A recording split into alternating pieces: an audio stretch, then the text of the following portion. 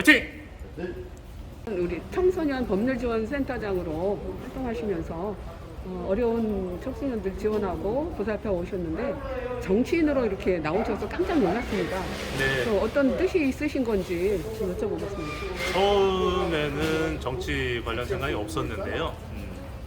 지역사회에서 변호사로 활동하고 말씀하신 것처럼 청소년 법률지원센터 활동하면서 뭐 취약계층, 위기 청소년들 일을 많이 했고요.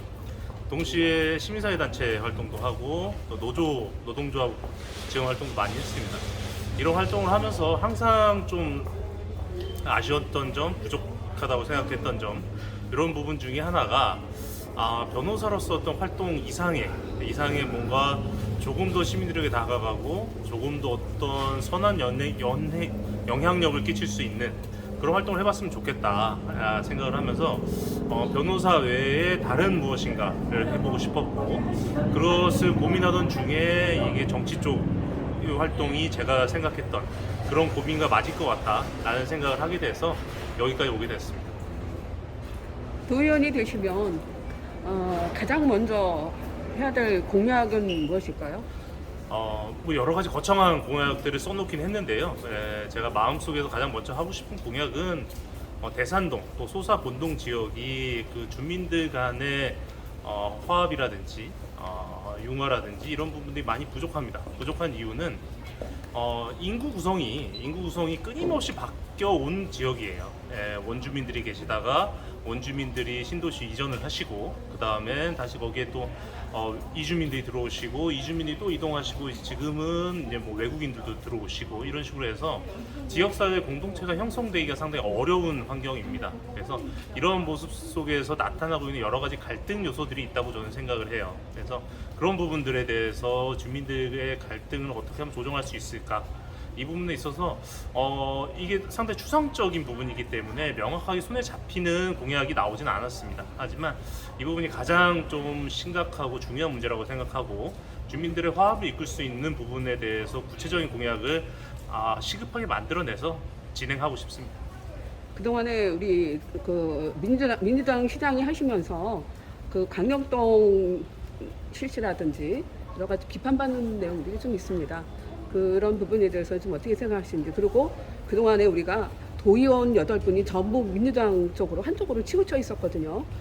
이번 결과는 어떻게 될지 모르지만 저는 어쨌든 김강민 후보께서 도의원으로 가시면 이런 당 우선이라기보다 시민들 우선으로 의정활동을 좀 해주셨기를 부탁드리면서요. 우리 지역 주민들에게 꼭 당부하시면서 강화한 말씀을 해주세요. 우선 앞부분에 하셨던 질문에서부터 답변을 드리면요. 대동제 문제는 참 많은 생각이 들게 하는 문제입니다. 제도의 취지 자체는 상당히 괜찮고 제도의 기능적인 측면만 놓고 봤을 때는 참 유용한 기능이 많은 부분일 거라고 생각을 하는데, 가장 큰 문제점은 어떠한 제도든 완벽한 제도는 있을 수 없고 그 제도 속에 나오는 여러 가지 부작용이 있을 겁니다. 근데 대동제 관련해서는 그 부작용들에 대한 적극적인 대응이 상당히 부족했다라고 생각을 해요. 그리고 그러한 부작용 속에서, 그리고 거기에 대한 미숙한 대응 속에서 장점보다는 단점이 계속 부각됐고, 그 부각되는 것이 시민들 사이에서 상당히 큰 어떠한 이슈로 작용해서 지금까지 오지 않았나, 이런 생각이 듭니다. 그리고 시민들에게 이러한 과정 속에서 안 좋은 이미지만 비춰지고 불편한 부분만 강조되다 보니 현재에 와서는 오히려 이것을 다시 장점을 부각시키고 단점을 보완해서 유지 발전해 나가기조차 힘든 상황이 됐다라고 생각을 하고요. 그래서 대동제 문제는 저희 민주당에서 상당히 깊이 반성해야 될 부분이 아닐까 싶습니다. 이런 아쉬움이 있고요. 그리고 마지막으로 민주당이 전통적으로, 부천이 전통적으로 민주당이 강한 지역입니다. 기자님 아까 말씀하셨듯이 도의원 같은 경우는 전원 민주당이기도 하고요. 이런 부분이 있고, 이렇게 민주당 소속 후보로서 민주당 강세라는 것은 상당히 장점일 겁니다. 장점이고, 이 부분은 유지하고 지켜나가고 싶은 것이긴 하지만 그와 동시에 못지않게 다양성이한 측면에서는 부족한 부분도 분명히 있을 것 같습니다. 특히나 시의회도 민주당이 상당히 많은데 도의회처럼 이렇게 민주당이 절대적인 다수가 됐을 경우에는 다양성이라는 측면 그리고 견제라는 측면 이런 부분에서 분명히 문제가 있고 견제가 없는 권력은 언제나 문제가 발생할 수밖에 없을 거라고 생각합니다. 그것은 제가 속해 있는 민주당이든 아니면 국민의힘이든 정의당이든 어떤 정당이든 마찬가지일 거라고 생각을 하고요. 하지만 동시에 뭐 정당인으로서 지금처럼 부처님 민주당 강세이길 바라고 그 강세로 이어가는 것에 제가 한 역할을 하고 싶지만 동시에 그런 단점도 있기 때문에 민주당 입장에서는 그러한 단점까지도 보완해 나가는 고민 속에서 정치를 해야 되지 않을까 생각하고 그러한 정치를 하도록 하겠습니다. 균형 있는 말씀을 해주셔서 감사드리고요. 이 부분은 제가 불필요하시다면 제가 할 텐데 좀 제가 사실관계를 좀 여쭤보려고요. 지난해 그 부천시의회 행감 때 그 선서를 거부하셔서 좀 논란이 된 적이 있잖아요. 근데 시의회에 들어가서 그런 부분을 지키지 않았는데 본인이 이제 도의회란 의회에 들어가시려고 하시는 부분에서 약간 좀 이율배반적이다 이런 문제가 있습니다.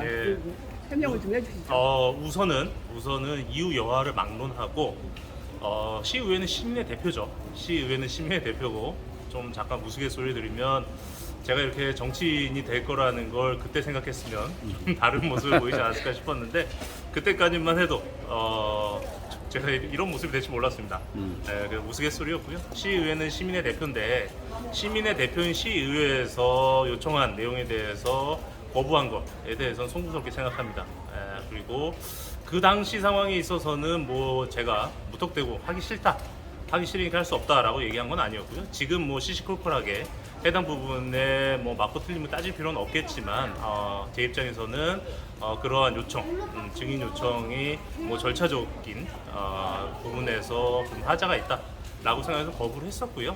그 이후에 시의회에서 이제 과태료 처분을 하셨고 과태료 처분에 있어서 재판부는 과태료를 기각하긴 했습니다. 야, 마지막으로요. 지역 유권자한테 한번 호소 한번 해주세요. 네, 민주당 후보입니다. 요즘 민주당이 말도 많고 탈도 많고 그렇습니다. 잘한 점도 있지만 지금 현재는 국민들께서 민주당에게 채찍을 더 많이 가하고 계신 것 같습니다. 정치를 하기로 마음먹은 사람으로서 도민을 대표하기로 마음먹은 사람으로서 그러한 채찍에 대해서는 겸허하게 받아들이고 곰곰이 생각하고 고민해서 더 훌륭한 정치로 이어나가도록 하겠습니다. 조금 더 믿어보시고 응원해 주시고 용기를 주시면 시민과 도민을 위한 확실한 훌륭한 정치 되겠습니다. 화이팅!